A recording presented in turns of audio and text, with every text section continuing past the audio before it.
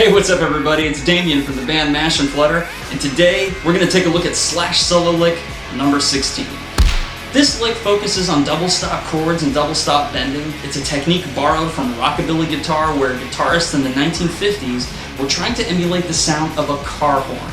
It's one of the first things I learned when I was playing guitar. Slash still uses it today. It's a very cool sound, it's an interesting technique, and I think you guys will dig it. Check it out.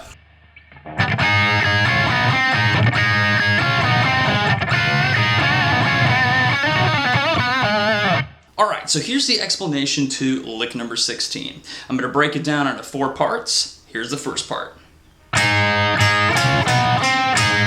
Okay?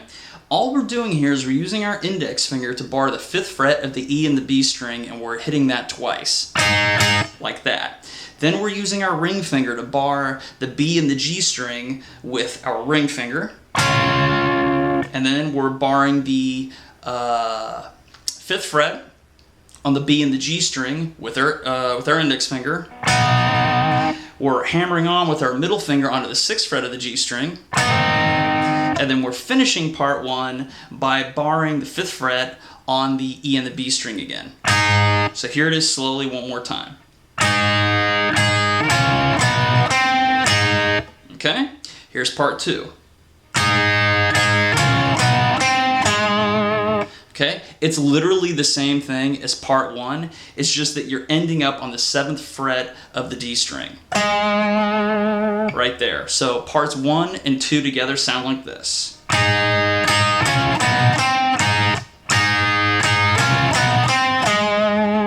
Okay, here's part 3. Okay, we're doing some double stop chords here. And this harkens back to the 1950s and rockabilly when guitarists were trying to imitate the sound of a car horn. So the way that we do that is we use our pinky on the 8th fret, and then we put our ring finger on the 7th fret of the B string. So that's the sound, except we're going to bend both of those strings up simultaneously a quarter bend. So it sounds like this. Okay, so we bend those up like that. We hit the 5th frets of the E and the B string, and then we use our pinky on the 7th fret of the B, and then our ring finger on the 7th fret of the G, and we bend up a quarter bend just like we did a second ago. So we now have this.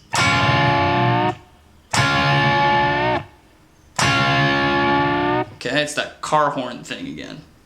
And then we go ahead and we bend up, and then down back on the 7th fret of the G and the B string. 5th frets of the G and the B string. Again, the 7th frets of the G and the B string. And then we resolve the lick on back again on the 5th frets. So lick 3 one more time, or lick 3. Part 3 again sounds like this. Okay, here's part 4.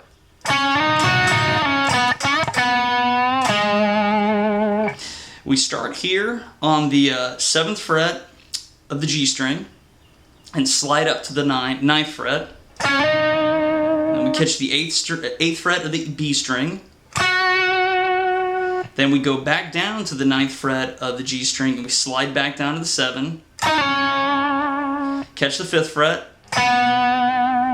And then we do a quick quarter bend up on the 7th fret of the G string, down to 5th, and then we resolve on the 7th fret of the D. So here are all 4 parts together slowly.